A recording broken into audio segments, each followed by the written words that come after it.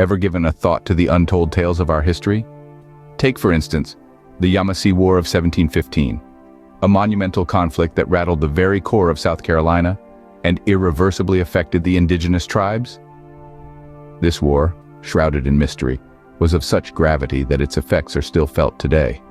It was a battle of survival and power between the local Yamasee tribes, often referred to as the Black Indians, and the British invaders. The Yamasee risked it all, their lands and their liberty, as the colonists began abducting Yamasee women as compensation for debts unpaid through slave labor. The war was brutal, wiping out nearly 10% of the white populace in South Carolina. So fasten your seatbelts as we plunge into this overlooked piece of history. The seeds of the Yamasee War were sown in the thriving trade of Indian slaves. This was not a mere subplot in the grand narrative of the Carolina colony's history, but rather a pivotal axis around which revolved the economic gears of this burgeoning settlement. Imagine this: a staggering 25% of all slaves in South Carolina were not Africans, but Native Americans, the indigenous inhabitants of these lands. The trade in these Indian slaves was not a haphazard business, but a finely tuned enterprise, driven by the merciless gears of market forces. South Carolina's economy, you see, was deeply entwined with slave labor. It wasn't just about working the plantations, but the trade of slaves to other plantation colonies as well. Most Indian slaves sold in the bustling markets of Charleston found themselves later traded to other colonies, their lives reduced to mere commodities in this ruthless trade. This trade in Indian slaves was not an isolated phenomenon, but a significant cog in the larger machine of economic and political competition between the colonizing powers of Europe. South Carolina, in particular, leaned heavily on the Indian slave trade to build and expand its colony. Among the tribes that bore the brunt of this exploitation were the Yamasee tribes. Historically described as the Black Indians, these tribes held a significant place in the Carolina colony's slave market. Their women were taken as payment for unpaid labor, an act that served as a cruel testament to the colonists' insatiable greed and utter disregard for indigenous rights. This mounting tension and discontent among the Yamasee tribes was like a pressure cooker ready to explode, and explode it did. The enslavement of Yamasee women for unpaid labor was the spark that ignited the deadly confrontation known as the Yamasee War. The stage was set, the players ready, and all it needed was this spark to set off one of the deadliest wars in the history of British colonial America. On April 15, 1715, the simmering tensions exploded into a full-blown conflict. As the early morning mist lay heavy over the South Carolinian settlements, Yamasee warriors, driven by a desperate need to protect their people, launched a series of surprise attacks. The British colonists, unprepared for such a swift and brutal onslaught, were taken aback. The Yamasee, historically described as the Black Indians, were not just fighting for their land, but for their very existence. Their women, referred to by the Creeks as the Daughters of the Sun, due to their dark-skinned complexion, were being taken as payment for unpaid slave labor. The native tribe could not and would not stand idle as their people were being enslaved. In the early stages of the war, the Yamasee were inflicting mass casualties on the British colonists. The British, used to conventional warfare, were caught unprepared in the face of guerrilla tactics employed by the Yamasee. This was not a conflict fought on open fields, but one that took place in the dense forests and swamps, the terrain that the Yamasee knew like the back of their hand.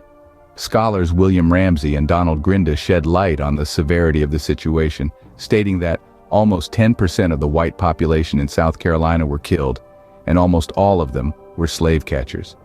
This grim statistic serves as a stark reminder of the high stakes of this conflict. However, wars are not won by initial victories alone. As the conflict wore on, the situation began to change. The British, with their superior resources, started to regroup. But the most significant twist came from within the native tribes themselves. The tide of the war began to change when some native tribes, such as the Cherokees, switched sides. With this shift in alliances, the balance of power tilted in favor of the British. The Yamasee, now facing opposition from both the colonists and erstwhile allies, found their position increasingly untenable. This marked the beginning of a new chapter in the Yamasee War, one that would further shape the course of this forgotten conflict. As the dust settled, the landscape of South Carolina and the lives of its inhabitants were forever changed. The The Yamasee War, a brutal conflict that raged for 2 years, had come to an end.